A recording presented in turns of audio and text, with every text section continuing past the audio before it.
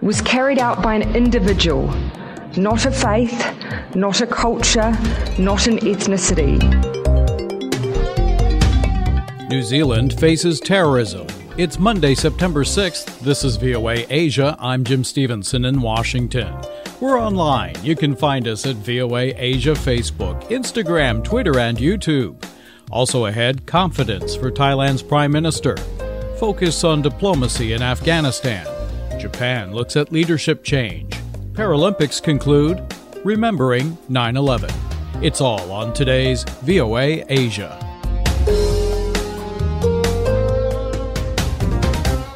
New Zealand Prime Minister Jacinda Ardern says a terrorist attack at a shopping mall in Auckland was inspired by the Islamic State group. The attacker, a Sri Lankan national who was wielding a knife, was shot dead by the police. There were several injuries, as we hear more from Sydney with Phil Mercer. New Zealand Prime Minister Jacinda Ardern said the attacker had been under surveillance before he began his rampage at a supermarket in Auckland, the country's biggest city. Ardern says he was shot dead by the police within 60 seconds of the attack starting. What happened was despicable. It was hateful. It was wrong. It was carried out by an individual, not a faith, not a culture, not an ethnicity, but an individual person who was gripped by ideology that is not supported here.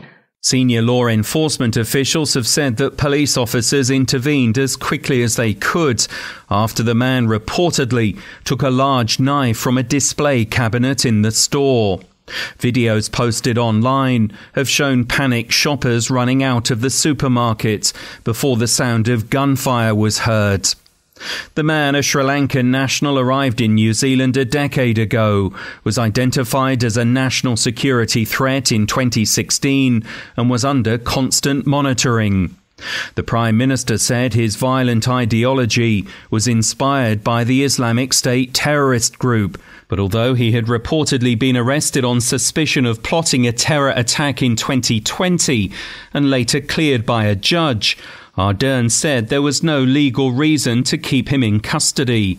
She wouldn't give details because disclosure of information has been restricted by the courts.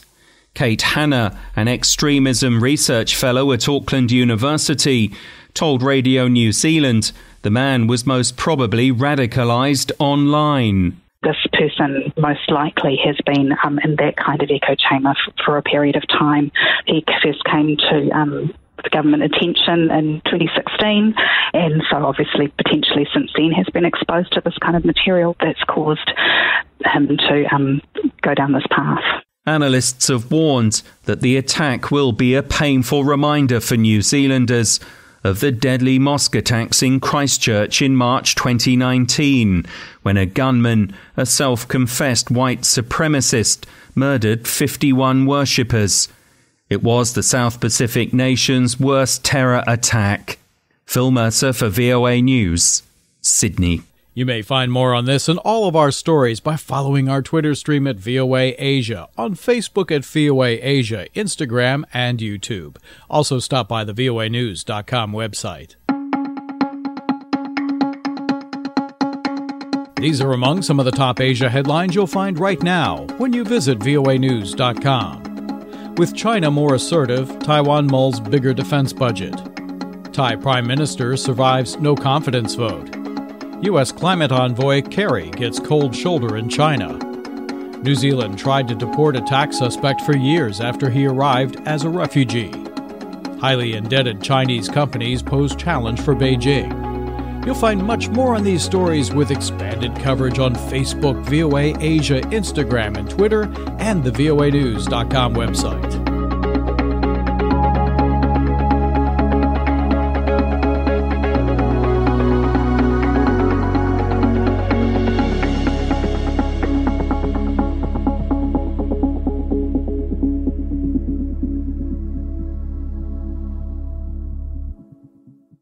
I'm Jim Stevenson in Washington. Let's continue with VOA Asia. Thai Prime Minister Prayut Chan-o-cha survived a no-confidence vote Saturday in Parliament over his handling of the coronavirus, prompting members of the pro-democracy movement to vow to raise the stakes by using protests to voice their discontent. We hear more from Durora Dundee. Thai Prime Minister Prayut Chan-o-cha survives a no-confidence vote in Parliament, and immediately protesters flood the streets. Thailand is gripped by a political crisis. The unpopular former army chief Prayut refuses to bend to a pro-democracy movement that is extremely unhappy with his 7-year tenure. Their anger is made worse by an economy in ruins, not seen since the 1997 Asian financial crisis. Protesters say the government's handling of the latest wave of the coronavirus pandemic is the final straw. More than 12,000 Thais have died since April. Yet just 13% of the population is fully vaccinated against COVID-19. Prayut defended his work and beat back Saturday's motion to have him removed from office, thanks to a parliament stuffed with allies of the royalist military. Thailand was one of the first countries hit by the COVID storm. Let me assure you that although Thailand might not be the best country in its handling of the pandemic, we're definitely not the worst. The young protesters insist, however, there's nothing he can do but resign. They say Thailand needs major surgery to the entire political body to make it a more equal and less repressive society. This includes curbs on the powers of the monarchy, a once unassailable institution hated by King Maha Vajiralongkorn, who is one of the world's richest monarchs. But Prayut's political survival is kindling anger among his critics. Inside or outside Parliament doesn't make any difference when they're holding all the power. When they cling on to power like this and the Parliament is not an answer, all we can do is take to the streets. On Saturday, thousands tried to reach embassies in Bangkok's commercial heart to embarrass the government in front of the global community. Some protesters believe their struggle is moving into a new and potentially dangerous phase. More so, as clashes with police are already a near-nightly occurrence. Nothing works anymore. You can't try to reform every system in every institution. It won't work. Taking to the streets is the only way. Even non-violence won't work against this dictatorship regime. I can't just sit and watch. I had to come out and protest, and everyone else should too. The tension is at boiling point in Thailand. The question now being asked is just how long can the impasse continue between Prayut and the people? Wichitra Dongdi for VOA News, Bangkok. Still ahead on VOA Asia, a shift in the approach to Afghanistan.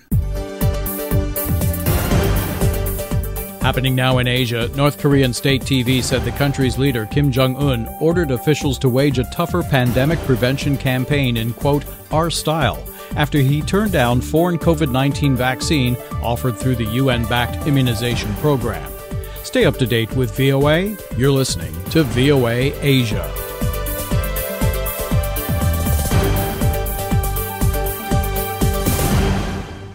It's nice to start out a brand new week with you on VOA Asia. Although U.S. military involvement in Afghanistan has ended, U.S. officials say there are still diplomatic and economic options for protecting the rights of Afghans under Taliban rule. VOA's congressional correspondent Catherine Gibson explores. The Taliban now in full control of the Kabul airport and almost all of Afghanistan. But the Taliban faces challenges as the women of Afghanistan demand respect for their human rights, protesting here in the streets of Herat. And a serious drought sweeps the country, raising questions about how the country will sustain itself without significant international aid. The U.S. has not recognized the Taliban as the official government of Afghanistan. No one is saying from the federal government, no one, the president, Secretary of Defense, no one from the intelligence community, that the Taliban are good actors, right? We are not saying that. That is one of the reasons we are being so clear that we are not rushing to recognition. We will be watching clearly. We have a range of leverage at our disposal, including access to the global marketplace. The U.S. is working to reopen Afghan airports and redirect aid to directly assist the Afghan people.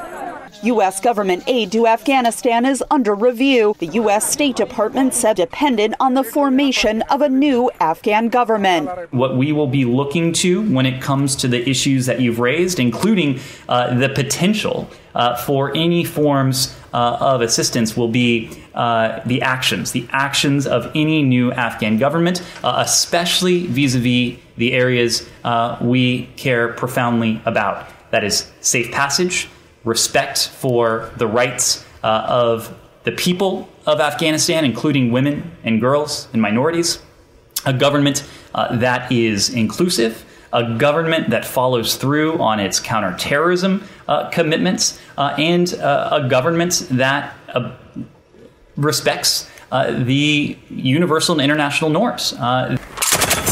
Still outside of Taliban control is the Afghan province of Panjshir, where resistance fighters led by Ahmad Massoud have fought fiercely in recent days. But the Pentagon said the U.S. was not involved in helping the resistance. The U.S. military mission in Afghanistan is over. But at an Air Force base in Germany, the U.S. military effort to clear Afghan evacuees to enter the U.S. was accelerating, the Pentagon said Thursday. We're about to become in a position to where we're going to process about 500 or 600 in every day, and we're probably going to have 2,500 to 3,000 to depart every day. The U.S. says it has evacuated 124,000 people, but thousands more remain behind, fearing Taliban retribution. Catherine Gibson, VOA News, Washington. After you listen to VOA Asia, you can see VOA Asia. VOA Asia is on YouTube. See and share the fun with Food Bites, our weekly culinary dive into foods from the homeland. Recipes that came with chefs who immigrated to the United States. Students enrolling in U.S. schools can get their first lessons about life on campus. Subscribe for free. See us often at VOA Asia YouTube.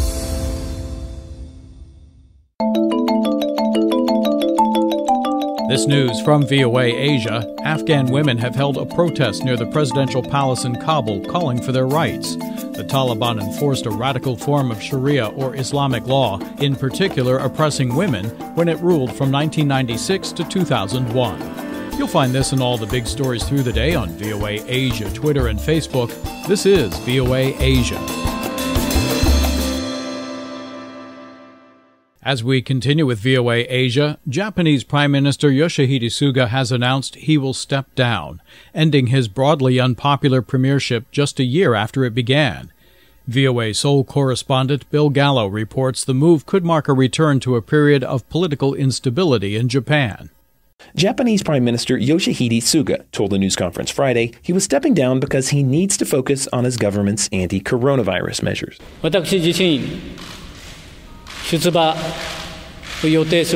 Suga said it would have taken too much time to do that while also running in the coming election. The coronavirus was a key factor in Suga's downfall.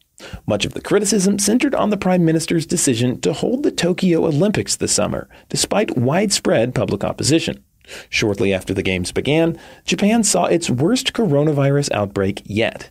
A recent poll by public broadcaster NHK suggested about 60% of Japanese people are unhappy with Suga's virus response. About 57% said the Olympics were not carried out safely, as the government claimed. Many were also upset at Japan's slow vaccination effort. Corey Wallace, who teaches at Japan's Kanagawa University, says Suga also had bigger problems. The true fact of the matter is that Suga is not a good communicator by any stretch of the imagination, even for Japanese politicians who don't tend to be very expressive. And it's just made it really hard for him to overcome all these little problems, all these little, criticisms, all of the, doubts that people have about whether the government's fully in control or is only just reacting to what comes up at any given time. Although Suga had only been slated for a one-year caretaker premiership, some had hoped his time in office would last longer. That would have prevented Japan from entering another extended period of political instability. Suga's predecessor, Shinzo Abe, was Japan's longest-serving prime minister, serving for 8 years. In the 50 years before that, Japan had averaged a new prime minister about every 2 years. Wallace says a new period of instability could now emerge. It's absolutely possible, especially if the pandemic gets worse again, if there's a sixth wave or another new terrible variant or the vaccines stop working or something. Yeah, absolutely. I think there could be a return to the revolving door era. But I wouldn't necessarily proclaim it as the start of this era just yet. Japan must hold a general election by November. Suga's party, the LDP, is widely expected to retain its parliamentary majority, though at this point his successor as prime minister is not clear. Bill Gallo, VOA News, Seoul, South Korea. Making headlines in Asia, 14 wild elephants began closing in on their original home in southwest China's Yunnan province, following a 1,300-kilometer trek across the country that has spurred global interest. Stay up to date with VOA. You're listening to VOA Asia.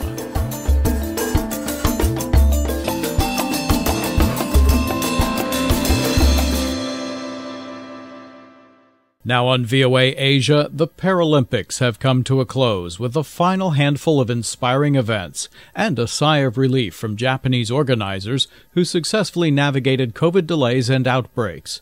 Steve Ross joins us from Tokyo with more. The Tokyo Paralympics came to the finish line with a vibrant closing ceremony featuring musicians and dancers of all abilities and the traditional procession of flags held high by winners and competitors from some 160 nations.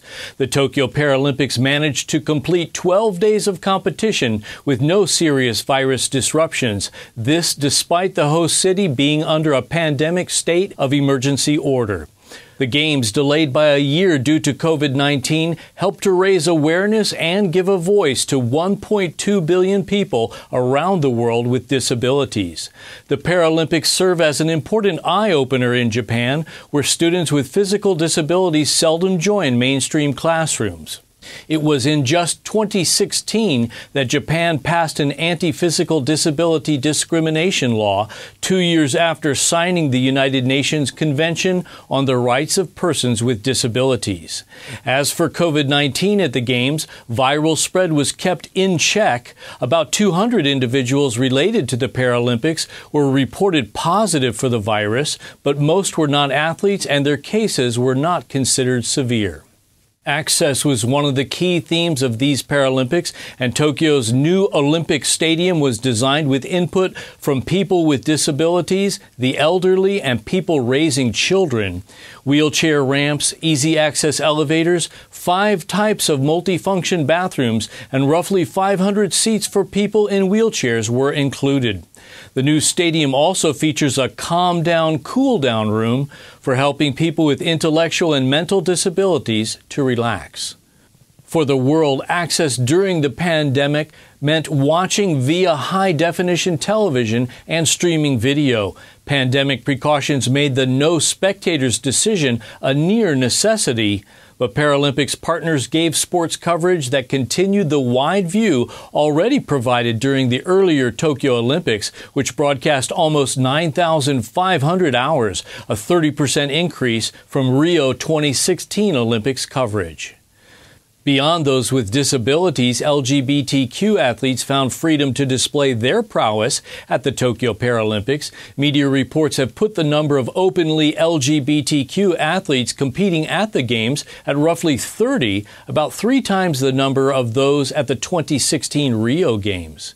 A refugee team was also included, and 2 Afghan athletes made it to the Games in the nick of time.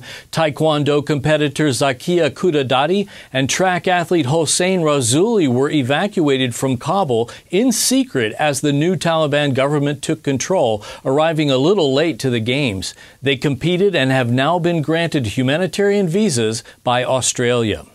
Sustainability also a key goal for these Games. Recycling of excess venue materials such as wood scaffolding was pre-planned, and excess Olympic cafeteria food has been used for animal feed, prompting some critics to say that the food should have gone to the homeless.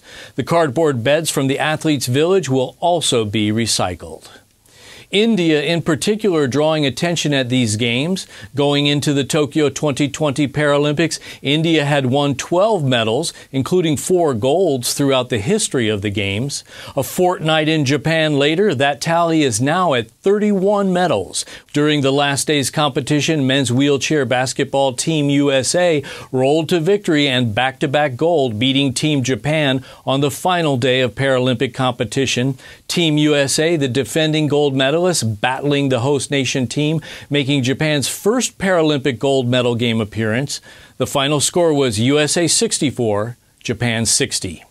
And bringing us back to one of the sports at the heart of Olympic and Paralympic history, the final day's T46 men's marathon, China took the gold, followed by Brazil and Japan. Thank you for joining us for this wrap-up of the Tokyo Paralympic Games. Steve Ross for VOA News, Tokyo.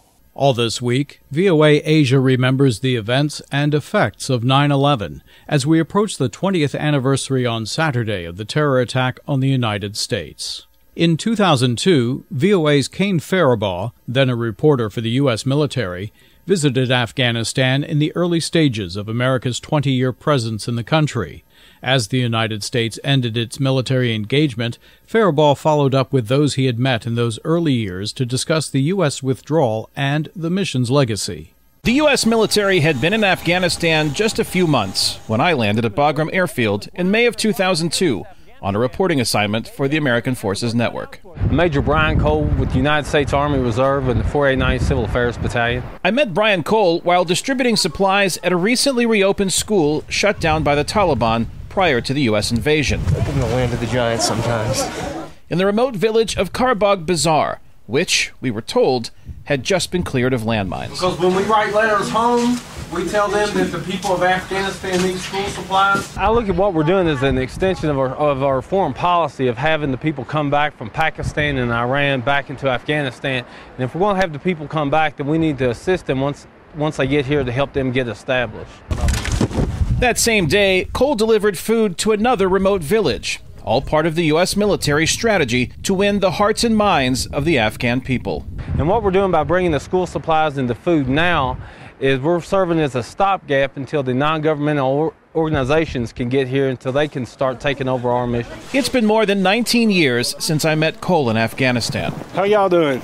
After some effort tracking him down, I learned he safely returned home. We reconnected in July at Fort Boonesboro, outside Lexington, Kentucky. I'm a state park ranger now, and I have like a phobia against trash, because that's one thing they were doing. They would take MRE boxes and put explosives in it, or just roadside trash would all of a sudden become a mine. Despite the risk, Cole felt his unit's objectives were clear. Our mission was to help two things: to gain support for us being there, and to put in water wells and things like that, and to help gain acceptance with the U.S. forces being there. And then also the bigger picture was to help gain support for the newly established Afghan government. Cole believes the big picture lost focus when the U.S. invaded Iraq in 2003. You can only have one main effort, and we tried to have two main efforts, and I think we took our eye off the ball when we did that. The war in Afghanistan took a personal toll on Cole. Show me 97 to the boat ramp. His daughter was just a month old when he deployed, and his absence was difficult for his family back in Kentucky. Cole says he made sacrifices to build a better Afghanistan, but that mission was never accomplished. I think a better way to say it is the mission's over. Cole says the legacy of the U.S. military in Afghanistan is best measured by what didn't happen. We were able to keep similar 9/11 attacks from occurring, and I think they would have had we not gone. Which is why he feels the U.S. military should have stayed in Afghanistan, pointing to forces stationed in countries like Germany and Japan since World War II as a precedent. If you leave too soon, you're back too early. Cole has since retired from the U.S. Army. He says he has few regrets about his service in Afghanistan, but one is losing contact with his Afghan interpreter. How you did? I'm hoping I can track him down and maybe serve as a sponsor for him back here if he's able to come to the United States. Why? I loved him. He kept us safe. Cole credits his interpreter with saving the lives of his fellow soldiers and his own. What will you do if you can get him here? give him a place to live. Cole still didn't know the status of his Afghan interpreter as the U.S. military presence in Afghanistan neared its conclusion. Kane Fairbaugh, VOA News, Lexington, Kentucky. That's our program for today. Thank you for joining us on VOA Asia. Continue online at Facebook, Twitter, Instagram, and YouTube. We also thank our team, Service Chief Diane Gow, Doug Bernard, Keith Lane, Amy Hybels, and Chris Casqueo. I'm Jim Stevenson. We're in Washington. We hope you have a wonderful day ahead. Be safe. Be well.